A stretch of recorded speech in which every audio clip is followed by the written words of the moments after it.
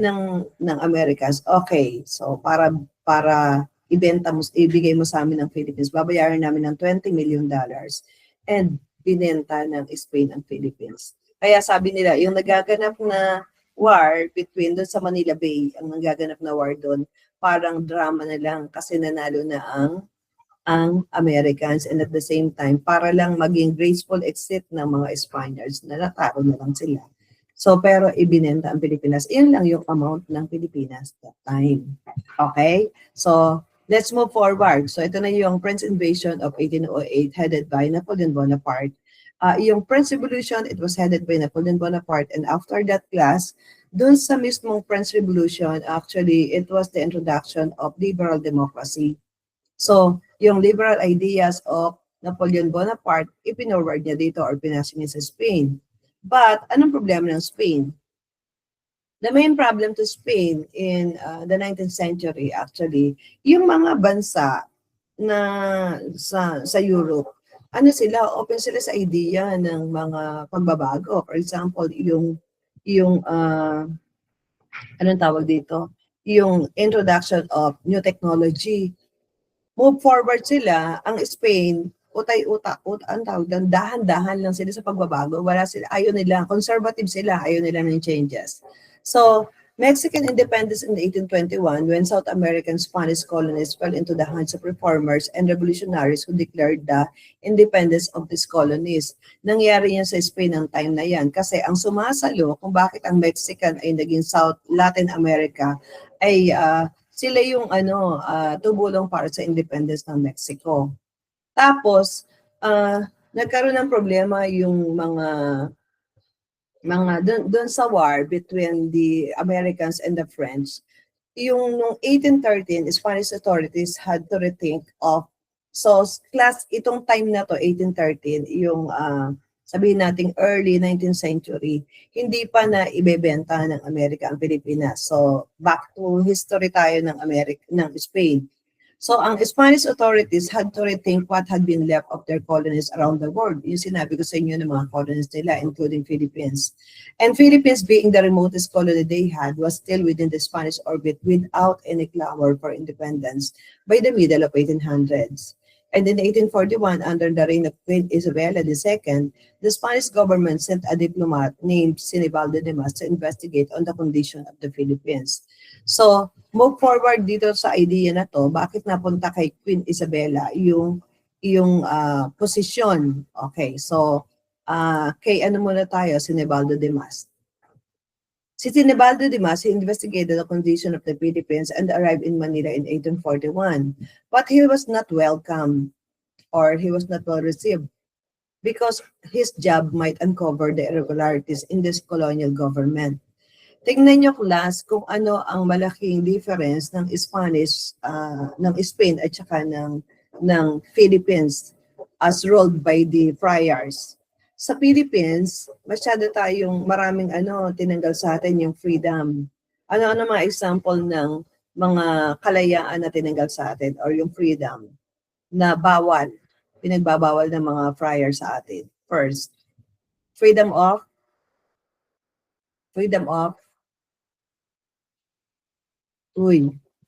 anong bawal? Anong tinanggal sa kalayaan natin during the Spanish administration? Freedom of speech and expression. Second, freedom of assembly.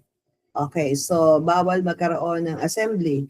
Whereas in Spain, malaya sila doon. So including yung mga illustrados Latin like Jose Rizal, yun yung makikita nyo doon sa Parisian Life, yung one of the paintings made by Juan Luna. Makikita nyo, di ba, nagpa-party-party pa sila. So yun yung isa. Ikalawa class, maluwag din doon sa Spain, pwede silang mag-assemble doon. May assembly. Si Rizal din sa kanyang time na gumawa siya ng isang gathering to yung toast kay Juan Luna at saka dun sa second na Filipino painter na nanalo. Ibig sabihin, malaya silang kumilos doon. So, ang pagkakaiba nila dito sa Pilipinas, yung mga friars na nasa Pilipinas or pinadala dito, sent by Spain in the Philippines, actually sila yung mga gumawa ng sarili nilang batas na hindi alam ng Spanish government in Spain. So, nung dumating itong si Sinibaldo Dimas, ayan, his job might uncover the irregularities of the colonial government. Yun yung naging problema. So, anong title ng kanyang report? Informe. Okay? So, next. Ano ba yung informe according to the report? The laws of a republic must have a purpose to keep the islands as colony forever. Yun yung main objective ng ng Spain sa Pilipinas. Maging colony tayo forever. Ano daw ang way? First, pakibasa mo nga Larissa, Alexa, Sia. What is the first? The To keep Spaniard us. Oh, go ahead. 1. The Spaniard born in the Philippines must be reduced. Ayan, sige. Ano kaya ang reason kung bakit yung mga Spaniards born in the Philippines? Okay, by the way, class, anong tawag natin doon sa Spaniards born in the Philippines? One word. Alam niyo yan, pinag-aralan niyo na yan sa high school. Anong tawag sa Spanish born in the Philippines? Yung insulares, peninsulares po yan eh. Yes, Kirsten. Ayan, natatandaan niya. Sige.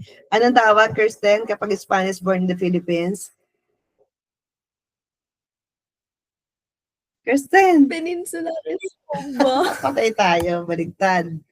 Insulares. Joke lang, Tapos, insulares po. Yes, kapag sinabing Spanish born in Spain, yun yung Peninsulares, peninsula nila yun. Okay? Ano naman ang tawag sa Spanish Filipino with Filipino blood? Mix of Spanish Filipino blood. Mestizos, mestizas po ba yan? Ayan, okay. Kaya lang, ang tawag dyan, Spanish mestizo, Spanish mestizas. Take note, class, during the Spanish administration, after that, when the Chinese mestizo dito, they were permitted to, the Chinese were permitted to stay in the Philippines to have the opportunity to marry Filipina for them to settle in the Philippines, to settle in the Philippines or to have a permanent settlement in the Philippines, class. Yung term na mestizo, nalipat na yan sa mga Chinese. O pinag-aralan niya yan sa Rizal, di ba? Ano na ngayon, yung term na mestizo, ibinibigay na yan sa mga Chinese mestizo kasi the Spanish government considered the Chinese during the Spanish administration as indispensable. Yung provider sila, di ba, ng food, provider ng mga kailangan ng mga Spaniards. So, gumawa ng policy na binigyan sila ng permission to settle in the Philippines permanently by marrying a Filipina. O, yun. Yung mga anak nila, Chinese mestizo. So, pero tinatawag din yung Spanish mestizo that time hanggang sa dumating ang mga Chinese dito. Pero ang tawag dyan, one word ay Creole or Creole. Yun tawag dyan. O, sige, back to number 1. Ang tanong, class, bakit sa tingin nyo ang pinaka-suggestion ni Sinibaldo Dimas to keep the Philippines as colony forever for Spain is to reduce the number of Spaniards born in the Philippines? Yes, Ariel. Ma'am, since yung goal po ng Spaniards is to have power over the Philippines, it was important for them that rebellions wouldn't start, and they feared that the Spaniards born in the Philippines might create an uprising or might start a rebellion. Bakit kaya, Ariel? Sa tingin mo, ba't nila iniisip that this Spanish or this Creole might create or form a rebellion against the Spanish government? Because since they were born in the Philippines, they were more connected to yung mga local Filipinos po. So they could develop interests that are similar to the locals, which is to free Yes. themselves from Spain. Okay, meaning to say, ang loyalty nila Ariel, kanino? Sa Philippines po. Yes. Okay. Anong kinoconsider ni Sinimaldo Demas dito? Yung loyalty. Isang katotohanan, class, kapag ikaw ay Pilipino, pinanganak ka sa Amerika, ang loyalty mo hindi sa Pilipinas, kundi sa Amerika. Kung Chinese ka, pinanganak ka sa Pilipinas, hindi sa China ang loyalty mo, kundi sa Pilipinas. So yung loyalty, okay, according to Ariel, tama naman si Ariel doon, ano, yung opinion ni Ariel, they might create a revolution, they might revolt to the Spanish government. Kung dadami ang bilang nila, di ba, revolution yan. Okay? Kasi ang sentiments nila, wala na sa Spain, nasa na? Nasa Pilipinas na.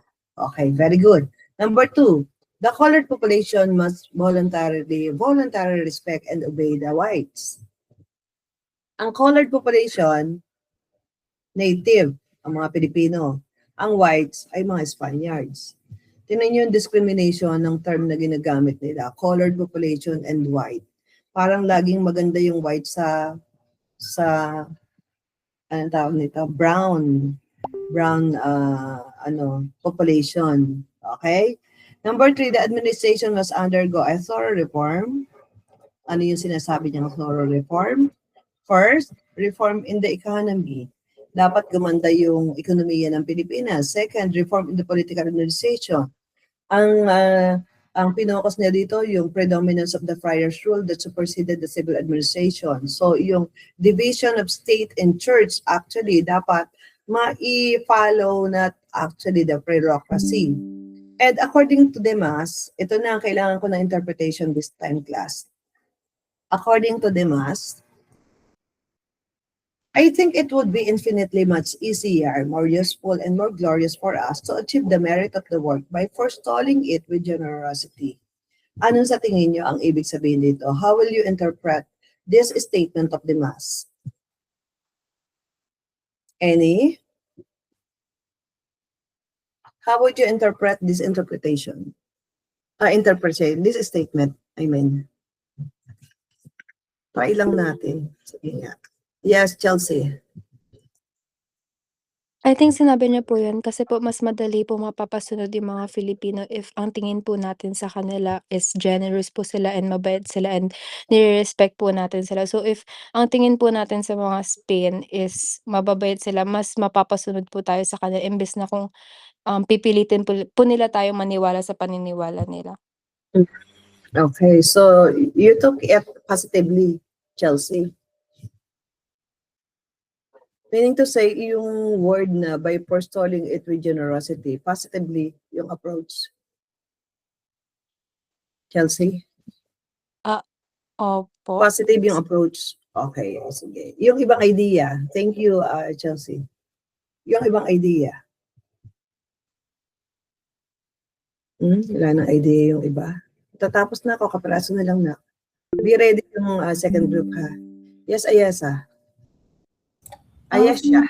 For me naman po, parang negative approach po siya. Kasi Bakit? po, parang naging fake po yung Spaniards. Parang for the meantime po, nagpapakita po sila ng kabutihan, ng generosity. Tapos if they demand na po something or they want to take control na po, they would show who they truly are. So parang dinideceive po nila yung Filipinos po. Yes. O para kay Ayesha yan, last na. Yung yung mag-i-equal dun sa dalawang ideas. Try lang. Last na. 5, 4. Ay, natulog na yung iba. Are you still there, class? Let me have the reaction. Oh, nandiyan pala sila. Ano na, tulog na yung iba. Oh, ano pang idea dito? Again, for us to achieve the merit of the work by forestalling it with generosity.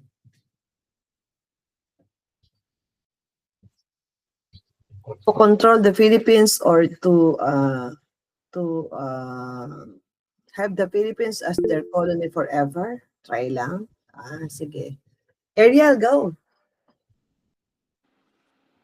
To add po on yung mga sinabi po, I think yung idea ni Spain is to prevent the problem before it starts by yun nga being more generous to the Filipinos and by treating them more fairly and improving their economic and social conditions para they won't get the idea to revolt. Okay, so positive ang kay Ariel. Tristan, sa'yo. Miss, para po maging colony po tayo ng Spain forever.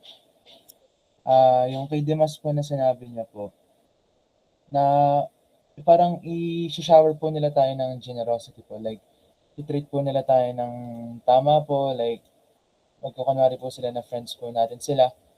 And parang i-treat po nila tayo equally para po ma-deceive po tayo na maging colony po nila forever po. Which means na ang binibigay po nila is friendship po, hindi po colonization po. Oh. So positive din. Okay, actually class, I took it as I took it negative. Bakit? Kasi ganito 'yon. So, it would be infinitely much easier, more useful, and more glorious for us to achieve the merit of the work by forestalling it with generosity. The word forestalling, class, means it's either to stop, to prevent, yun yung term with generosity. So, ang idea ko or my own perception regarding this statement, class, pag binibigyan mo ang isang tao, the more na magiging abusive siya. At pag naging generous ka sa kanya at nasanay siya, magiging abusado siya. So parang ganito na lang kasimple to give you a scenario. For example, sabihin na natin na yung mga jeepney driver today, bakit sila nag-rally? Ay kasi pinapayagan sila ng gobyerno. Class, no offense meant sa mga jeepney drivers kasi sa totoo lang, kulang na talaga yung bayad sa pasahe dun sa taas ng fare o dun sa pamasahe. Kulang yung kinikita nila doon, yung presyo na binabayad sa pamasahe. Ngayon, bakit ang as example lang, ang purpose ng government doon sa jeepney rehabilitation, binago yung mga jeepney natin ay para sa safety ng mga passengers. Kasi luma-luma na yung mga sasakyan nila, di ba? So, mga luma-luma na makina, pinapatakbo pa nila. Tapos, binigyan naman sila ng support. For example, pwede silang mag-loan, gano'n. Ayaw nila yung idea. So, ina-extend ng government. Yung mga policy natin, extension lang na extension eh. Wala talagang actual na policy na, o sige, ganitong gawin natin, stop natin dito. Pag hindi ka nag-avail or hindi ka sumunod, ang gagawin ng government, di ba? O sige, hindi ka pa pwedeng bumiyahe. So parang ganon. So same thing din kung bakit anong ginagawa nila. Konting bagay lang, rally sila ng rally. Sinong iniisip nila? Sarili lang nila. Paano yung mga passengers? Kuha niyo yung punto ko. Bakit nagkaganon? Kasi pinapayagan ng government. O mag-rally ka lang. Ano gagawin ng government? O sige na nga, i-postpone mo na natin. O sige na nga, padagdagan na nga natin. So parang ganon. So ganon din yon. Pag binibigay mo yung kaliwagan sa isang tao, ang nagiging abusive yung tao. So same thing din yon, yung ginagawa na sa mga Pilipino that time. Di ba may sa nobela na Rizal, yung si Kapitan Tiago, di ba naging abusive din siya sa power niya? Bakit? Kasi supported siya ng Spanish government. Although fiction lang ang Noli Me Tangere at El Filibusterismo, pero plus, yun yung nangyayari sa Pilipinas ng panahon ng Spain sa Pilipinas. Yun yung ginibigay ko as example. So, I took it negatively. Yung word kasing forestalling is to prevent or to stop. Huwag kang maging generous sa kanila kasi aabuso sila. Hindi lang inilagay sa dulo. O yun yung kanya-kanyang interpretation. Pero kung positive ang tingin nyo, sige, bigyan mo. Maybe yung word na forestalling, meron din siyang positive na meaning. Pero yung negative meaning nito, stop mo. So para mag-stop din sila ng kahihingi. Tapos, hindi sila magre-rebelde. Bakit? Kasi, di ba kapag hindi mo binigyan yung isang taong lagi mong binibigyan, ang ginagawa niya, nag-rebelde siya. So, to prevent revolution, or to prevent the idea of revolution, yun yung pwedeng gawin. Huwag mong bigyan ng generosity yung mga tao. Okay, so yun yung idea ko naman dyan, class. Ngayon, back to Europe. Spain was under pressure either to adopt a purely democratic government without a king or have a king under a constitutional monarchy after the invasion of France in 1808. So, si Joseph Bonaparte, he headed the puppet government kasi nga wala na silang sumunod na toward the throne is turnover, parang gano'n, or yung position was turnover. Ang naging problema nila, wala na silang pagpapasahan. So, nangyari dyan, class, si Ferdinand VII, he handed over the reign to his daughter, Queen Isabella II in 1833, and Spain plunged into a civil war or revolution of 1868, which deposed Queen Isabella II. Tanggapin mo natin o hindi, especially sa mga babae, woman empowerment o woman month ngayon. Pero sa totoo lang, tanggapin natin o hindi magaling na leader ang babae. And we experienced that during the term of President Cory Aquino and Gloria Macapagal-Arroyo. Parang they failed to rule the Philippines. Economista pa si Gloria, di ba? Si President Gloria. So hindi magandang leader ang babae kasi sabi nga nila, ang puso daw ay malambot. Okay, so Spain adopted the government without a monarch.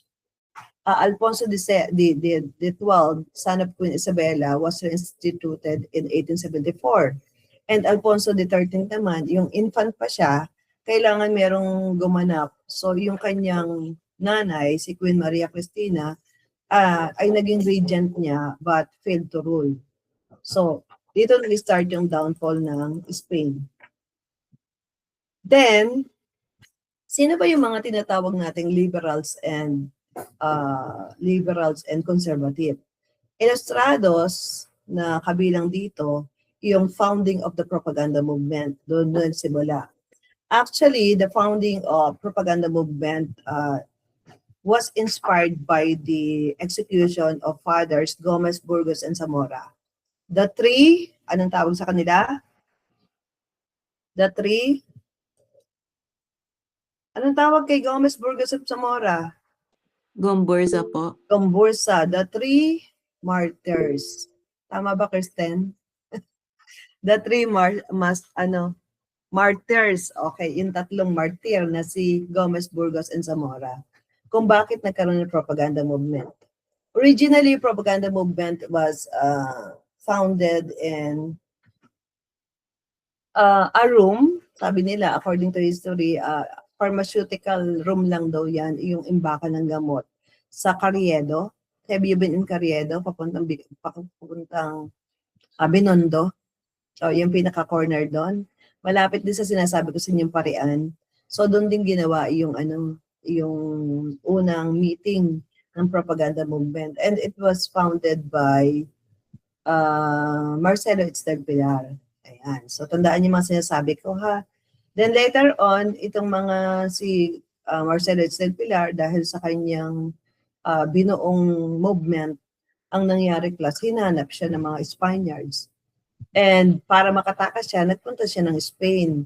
And in Spain, he gathered all the ilustrados there and formed again or founded again propaganda movement. So dalawang founding ng propaganda movement in the Philippines and Spain. Tapos dito sa Spain, doon lumabas yung mga members like, of course, yung main men, si Graciano Lopez Haina, si Rizal at saka si Marcelo del Pilar, yung founder. Tapos kasama din dyan sina Isabela de los Reyes, the Luna Brothers, tatlo sa Luna. Sino yung mga kilala niyo Luna? One. The painter. Juan Luna. Second. The soldier. General. Si Antonio Luna. Yes, Jesali. Sino yung pang third? Try mga Jesali, baka kilala mo. Sino yung third? Eh, wait lang po. Si Lois, sige. Lois, sino? Si Jose Luna po ata, ma'am. Si Jose Rizal yata sinasabi mo na. Si Manuel. Okay. So, the Luna siblings class. Yun yun. Si Juan Luna, si Antonio Luna, at saka si Manuel Luna. Tatlo sila na member ng propaganda. Yaman nila, no? Tatlo pinadala sa Spain lahat. Sa Ilustrados yung tatlo. And marami pang iba. Tapos, yung propaganda movement, ang main objective niyan or purpose is reformation. Okay, class, take note, reformation. When we say reformation, opposite to revolution. Okay, anong gusto? Changes lang in the government, political, social, economic, yun. Okay, so ano ba mga objectives ng propaganda movement? First, tandaan nyo to, assimilation of the Philippines as province of Spain. Again, assimilation of Philippines as province of Spain. Second, Filipino representation in the Spanish court. Filipino representation in the Spanish court. Third, secularization of the parishes. Secularization of the parishes. Fourth, equality among the Filipinos and Spaniards in the Philippines. So yung fifth, nawala yata yung fifth, may panglima pa. O sige. Anyway, class, ang objective nito na tinatawag nating assimilation, actually, yung assimilation class, kung bakit ganon, ang pinaka-aim nila is for the Philippines to be province of Spain because kung magkakaroon tayo ng, kung magiging equal tayo sa Spain, ibig sabihin, all the benefits that the Spanish in the Philippines enjoy during the time is enjoying. Actually, yung ano yun, lahat ng benefits na yun, they are enjoying. So, same benefits na makukuha natin. Yun. Kaya sabihin, hindi matalino ang mga Ilustrados, matalino sila.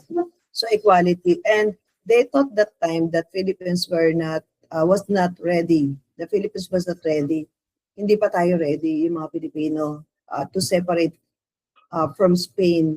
Bakit? Naging dependent tayo sa kanila for so many years na tayo ay hinawakan nila or we were colonized by them.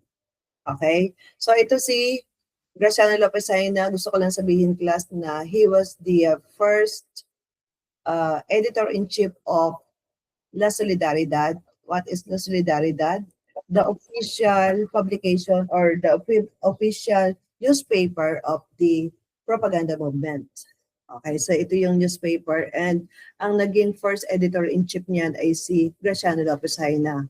At first, the position was offered to Rizal and Rizal refused to accept the position for what reason? That time, he was busy annotating Sucesos de las Islas Filipinas.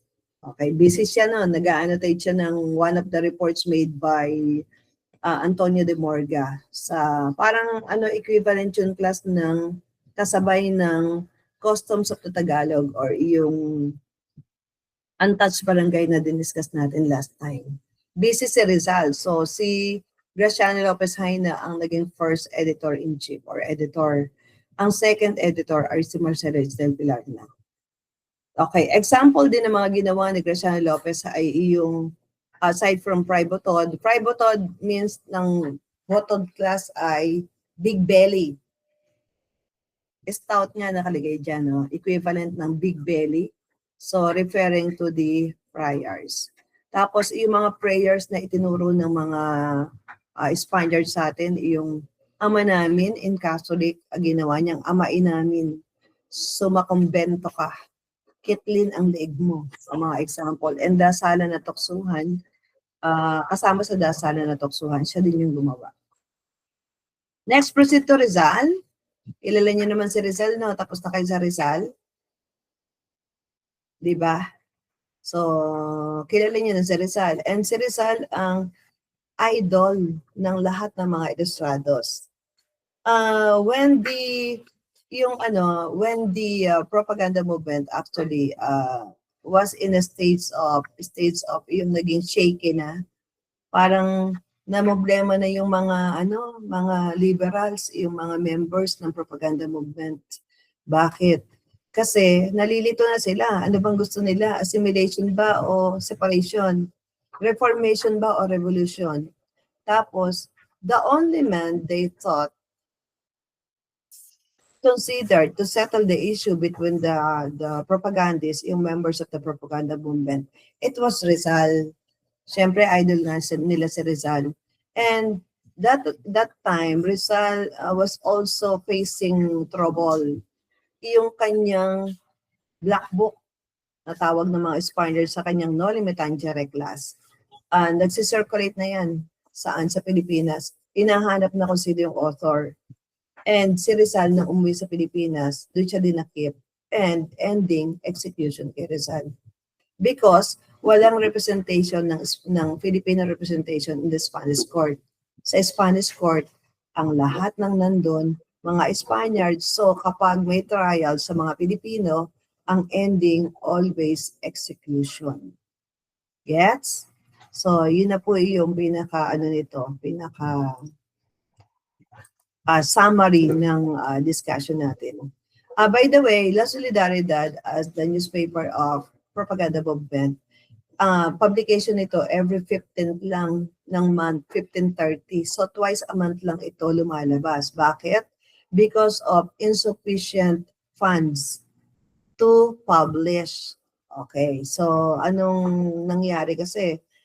Before, nung ito ay i-introduce, maraming mga supporter to, like sina Apolinario Mabini, meron silang organization, Composario ang tawag, na nagdo-donate dito. Even the families of those ilustrados donated for the publication of La Solidaridad. Then later on, bumagsak na yung La Solidaridad kasi hinigpitan na ng Spanish government yung pagpapadala ng pera dito sa Spain.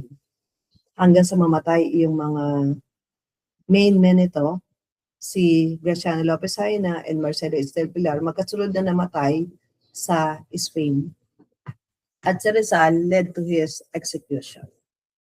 Okay, so let me stop the presentation. Hanggang dyan lang tayo dyan. Then continue tayo with the presentation.